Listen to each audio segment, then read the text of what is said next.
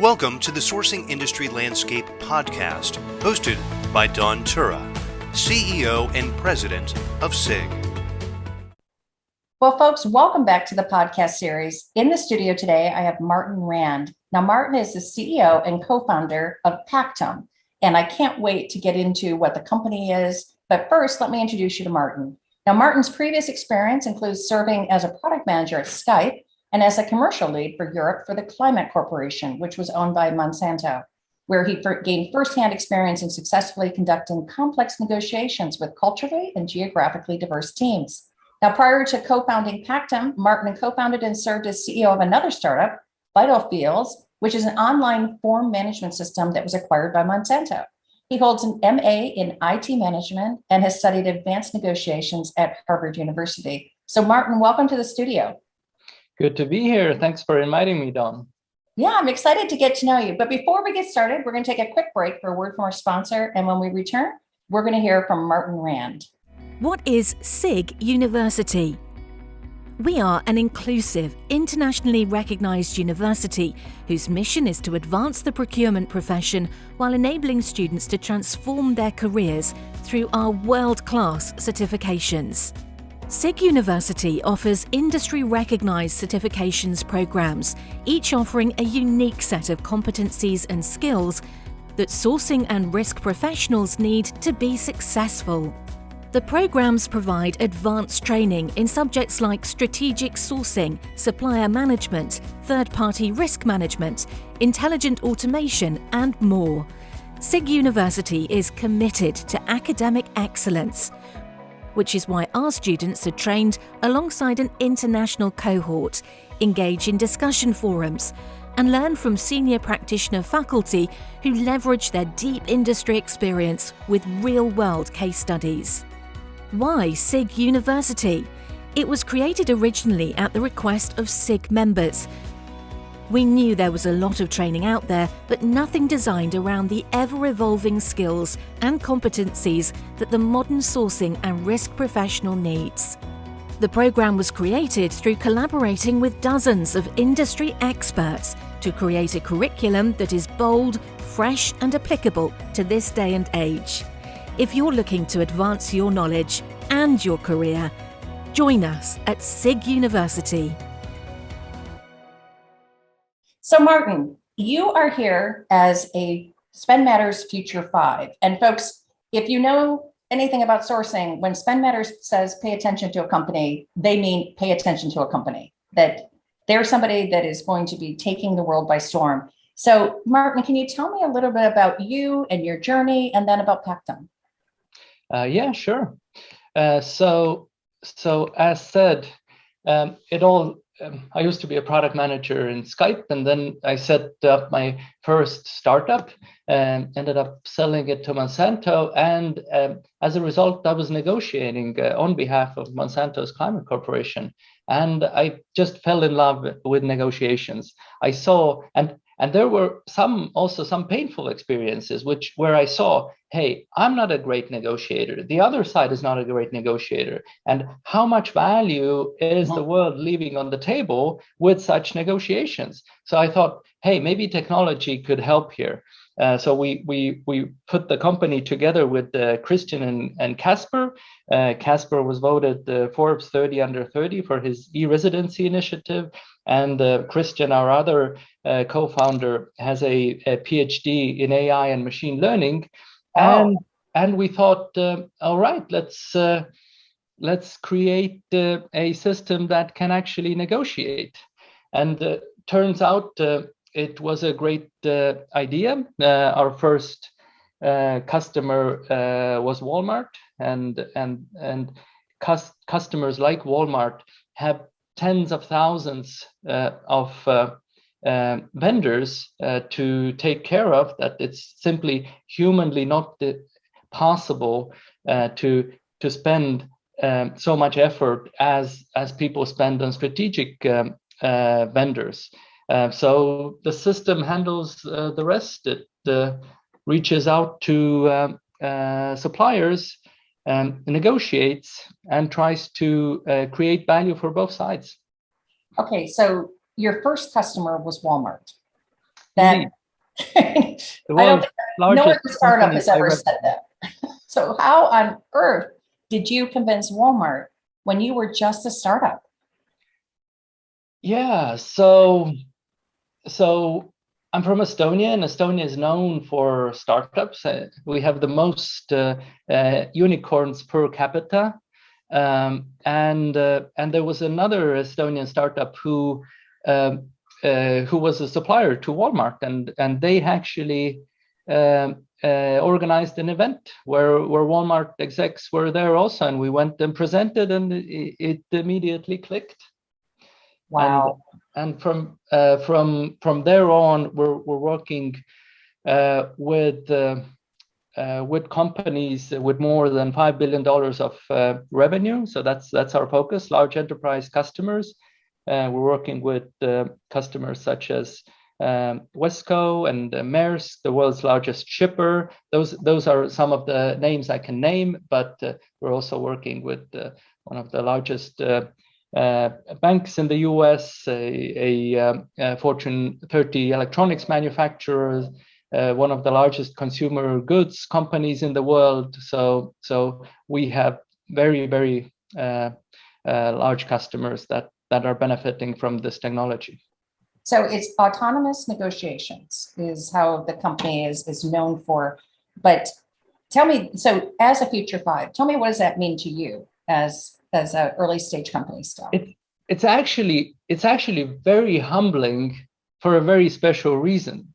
And the reason is that we're not inherently a procurement software. We're not a legal tech software.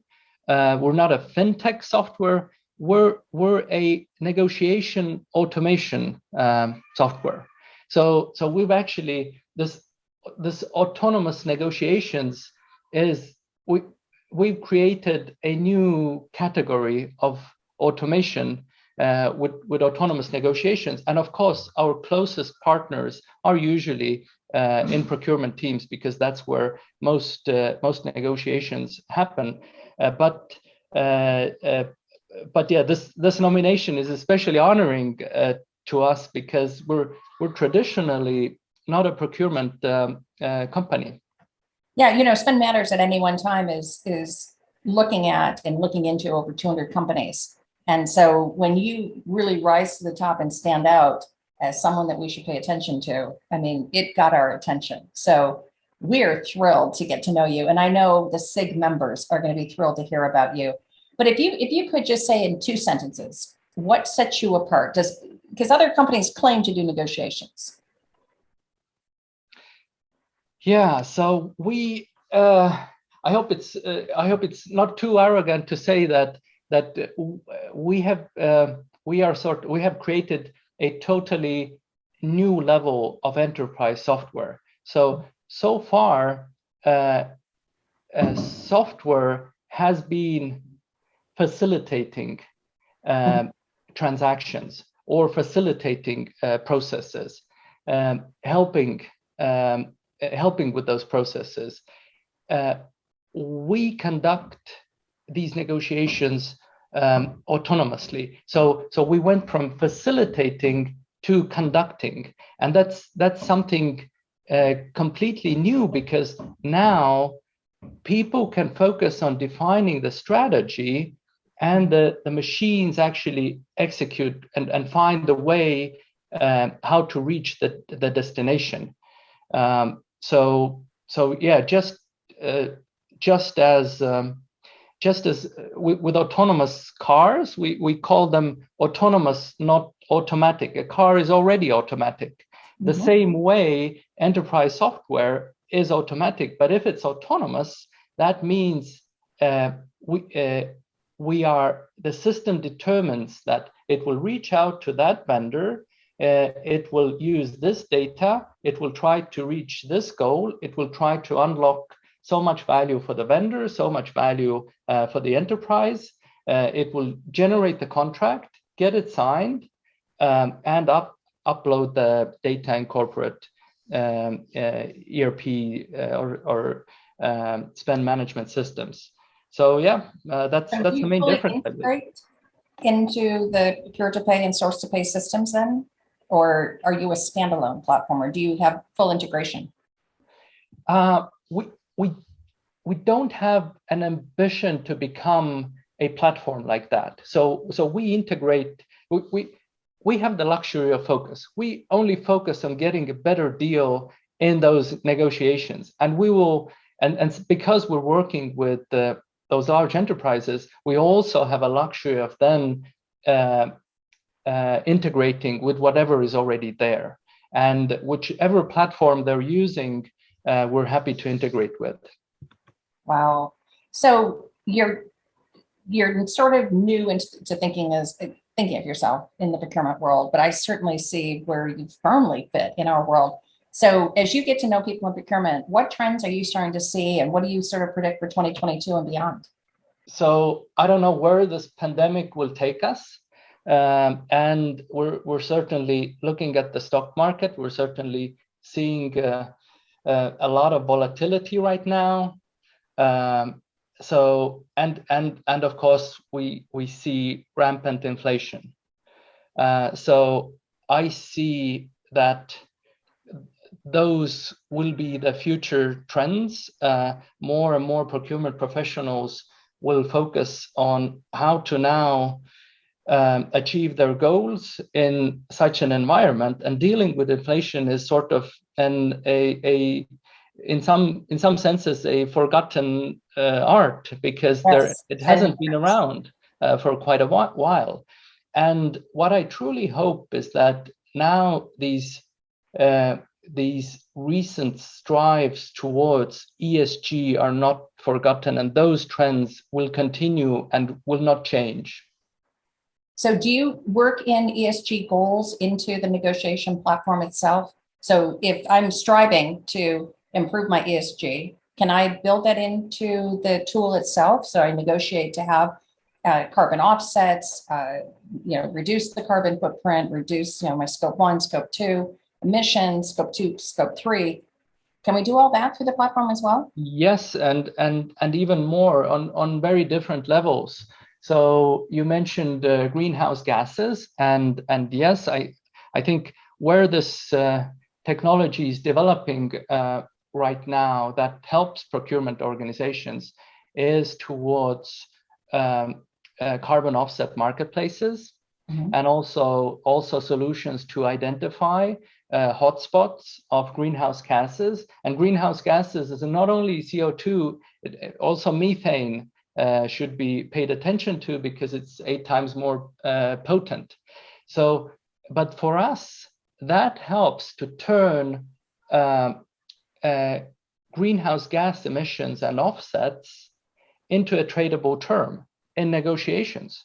So there is a value assigned to something, and it can be negotiated as any other term. So if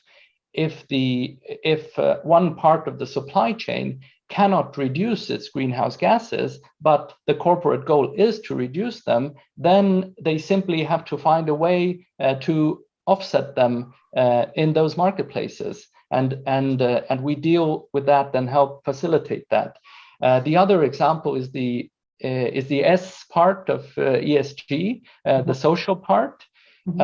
So we work with one of the largest apparel manufacturers, for instance, and for them, the social governance is extremely important, the working conditions of these factory workers, for instance.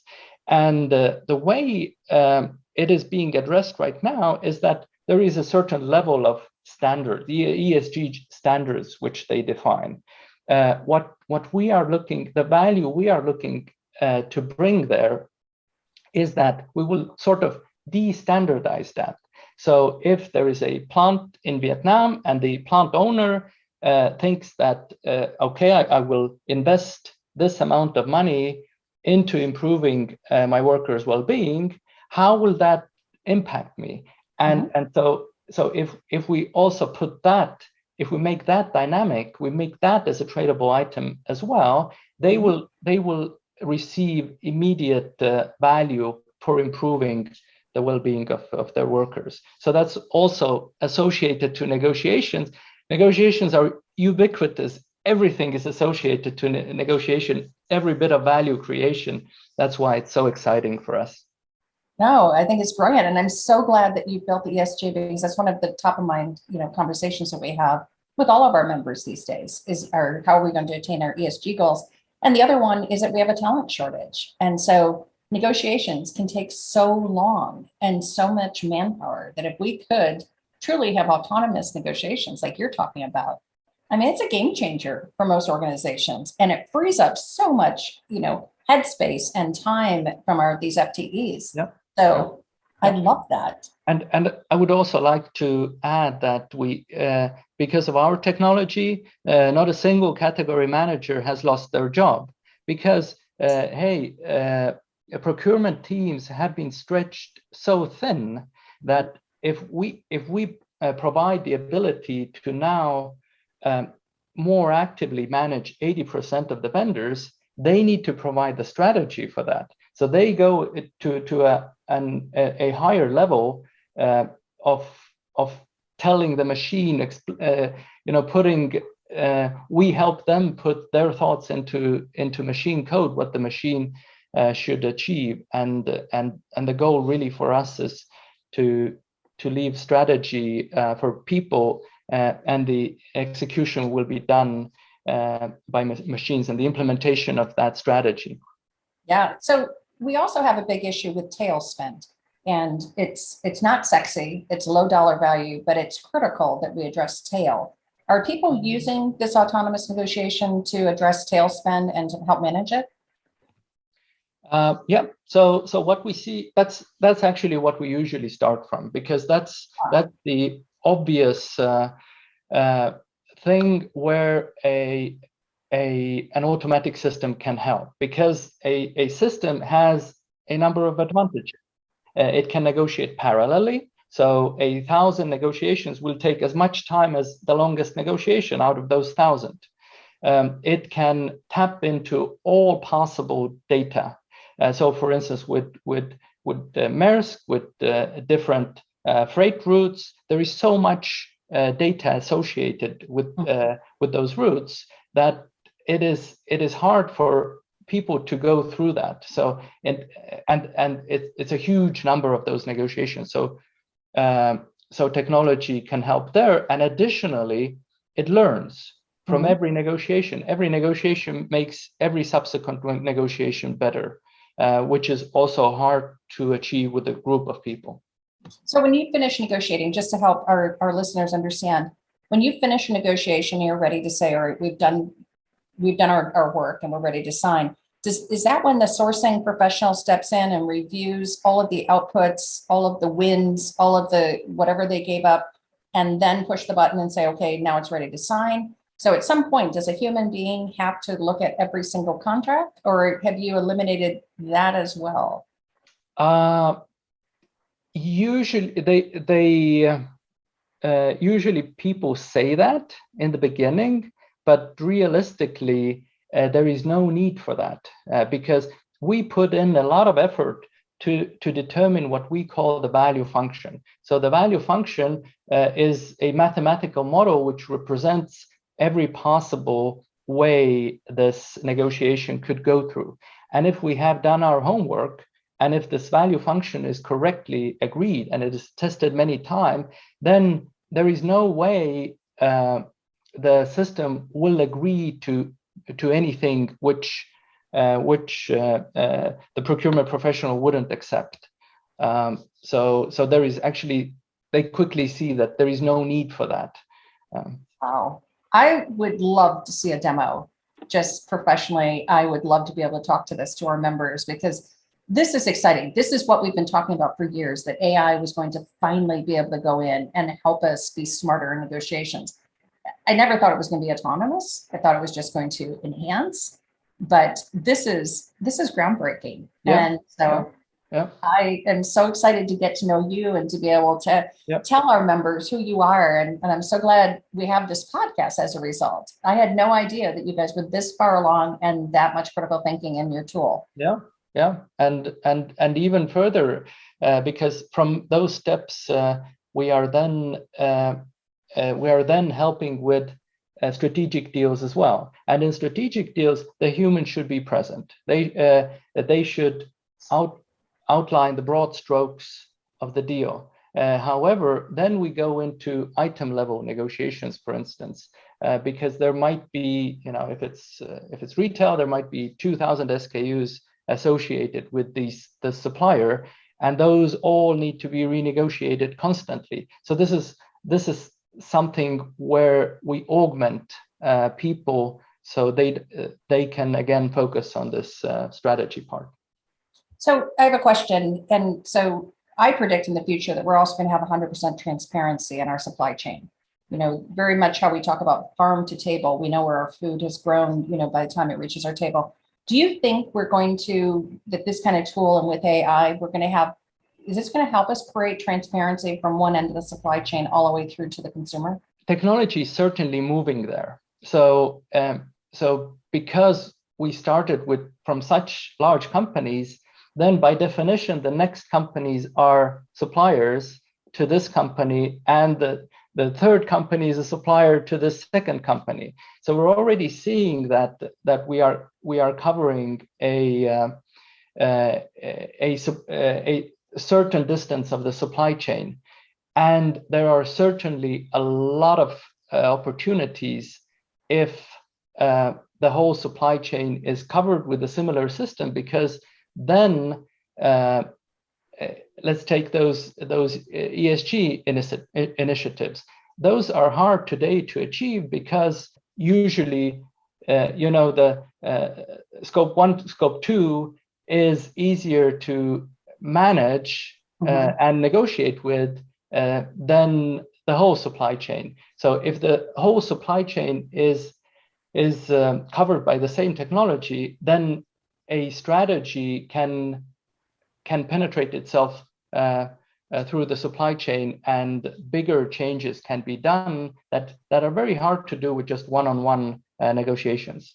It's near impossible, and when we talk to our members and we talk about knowing your first tier, your second tier, your third tier suppliers, they all know their first tier. They can name them. They have, they can run reports.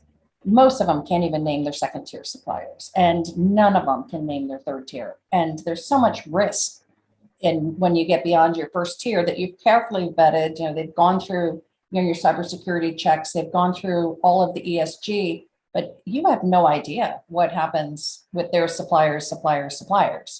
Yeah. So it would be brilliant if we get enough traction with this kind of autonomy that these type of AI engines can then start telling us where we have issues. Yeah, and indeed, and the supply chains are indeed very long. So if there's, I don't know, if there's a bicycle sold in the US and the supply chain starts from a Russian aluminium mine, then there are actually things this aluminium mine could do to reduce its carbon footprint, the way it forms those chunks of aluminium that get shipped out. So it's easier to process them later. That